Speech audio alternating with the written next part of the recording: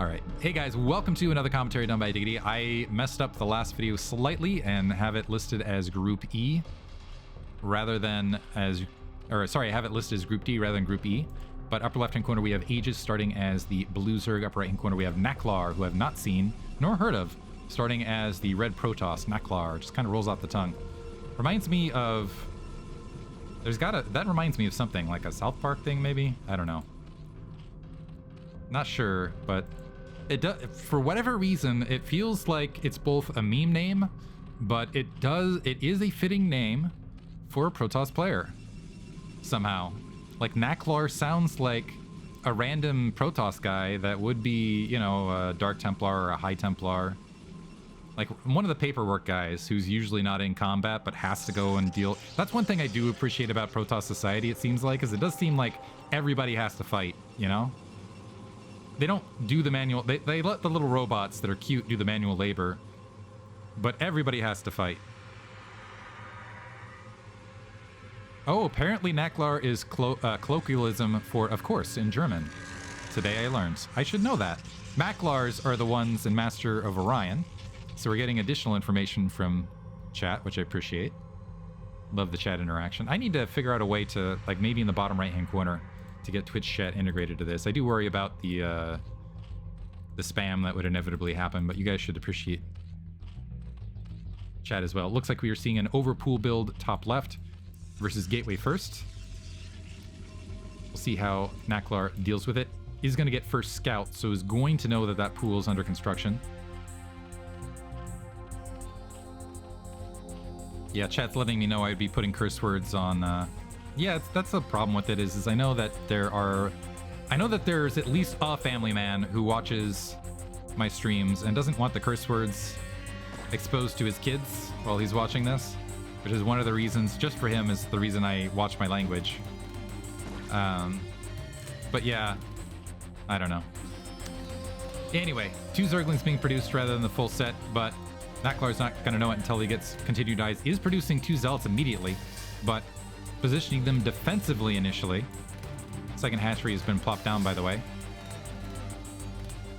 4 Zerglings are being morphed. Looks like they're going to initially track down that probe. Well, so 1 being left on probe duty, the rest moving out, and Aegis going for a very quick 3 hatchery before gas build, which actually, maybe has to be thankful that Aegis is not being more aggressive here, as Aegis initially thinking about plopping down a forge, but hasn't dedicated it yet. Nexus is warping in, additional zealots being constructed. The probe has taken damage, but once this 3rd hatchery is spotted, I think that might provoke a zealot response. We'll see. So sees that 3rd hatchery. We do have 6 Zerglings overall, but they're still slightly outnumbered by the amount of zealots, although it would be a backstab opportunity, so potentially just going to let it be. Overlord checking the front, some pylons and assimilators, etc. warping in. Once you have the assimilator timing, you can know it. The zealots pushing things off. Still no front door seal from Naklar in the form of a forge. Now dropping a forge, but still leaving a little gap. The Zerglings tacking away.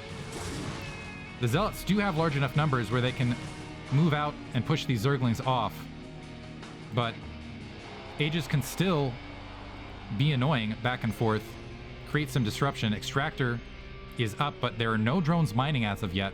Overlooking it potentially because of the micro opportunities on the front. Cannons finally warped in. Does need to get drone. Is this just going to be 3 hatch? I think this might just be 3 hatch Zergling, because we have no drones left in gas and not speed evolving otherwise. The Zerglings are drawing back. So I have a feeling this might just be a Zergling flood, because usually you'd see more drones gassing up from here, but gas production has halted. Zealots making their way out, and we don't see any additional gas anyplace else, although Zergling production has paused. Okay, now the Zergling's starting to be built. Yeah, this is going to be a 3 hatch all-in Zergling play. 1 cannon on the front. Natural expansion is up. Stargate in construction. Big risky plays. Never mind, there's the 4th hatchery. Now drones are back in gas, but now we're going to need a Hydrosten at the natural expansion.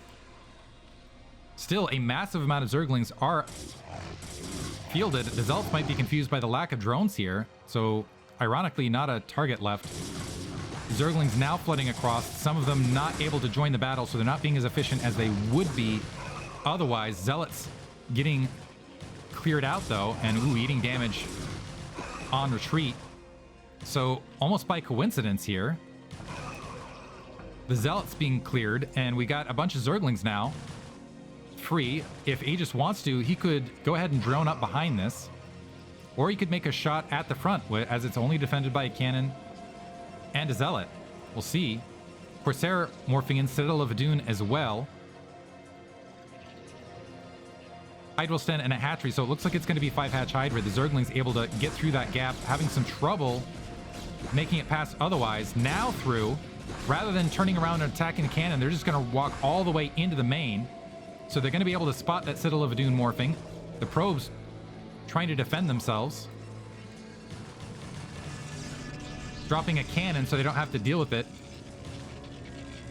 Corsair makes it all the way to the main to find no lair. We're at 4-hatch. There's the 5th hatch being planted. Not an incredibly large drone count, however. Although it is increasing for Aegis. As he's going to have, yeah, that 5-hatch as far as a follow-up. No Hydralisks on the field as of yet, though, to prevent Overlords from bleeding off. The Zealot making its way in the main. Some gas being disrupted. So Citadel of Adun Zealot leg speed being upgraded. Looks like a vacant pylon might get wiped out as well. Zealot still holding. 2-second photon cannon on the front. The Zealot marching in. Able to at least get a Zergling. Aegis briefly in the red, but ahead in both supply and the worker count.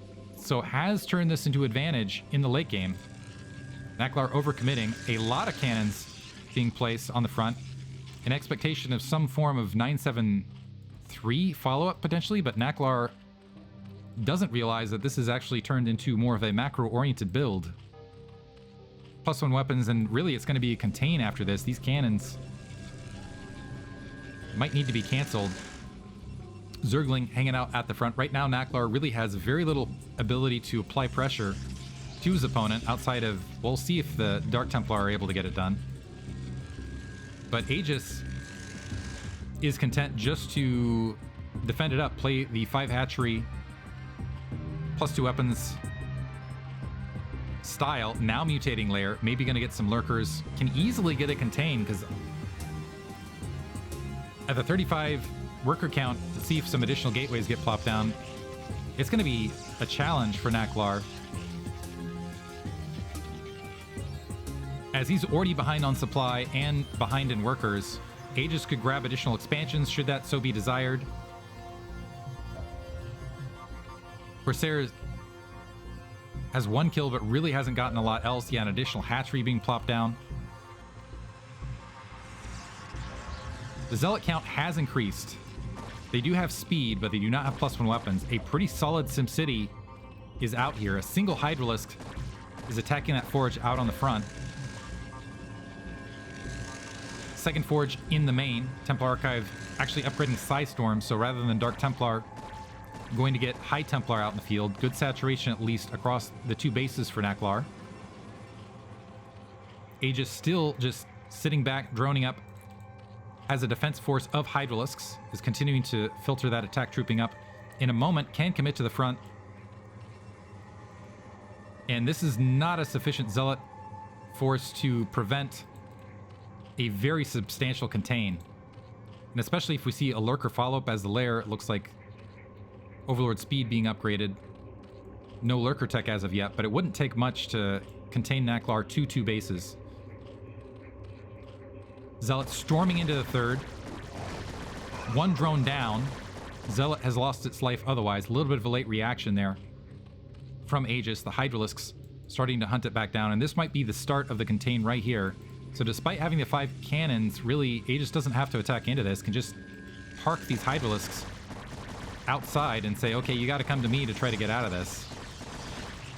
Forge wasn't upgraded, and there's not going to be any +1 weapon support, so the Hydralisks actually are going to end up with +1 weapons earlier. Aegis actually overstepping, engaging the cannon lines now. A little bit unnecessary, but might want to just... could end it right here. Probe's pulling off 4 cannons in the rear. Probe's able to get amidst the Hydralisks. High Templar paused in the background, and Naklar exiting, gonna call GG right there. So Aegis going to move on to face a very formidable opponent in Fisheye in the winners bracket.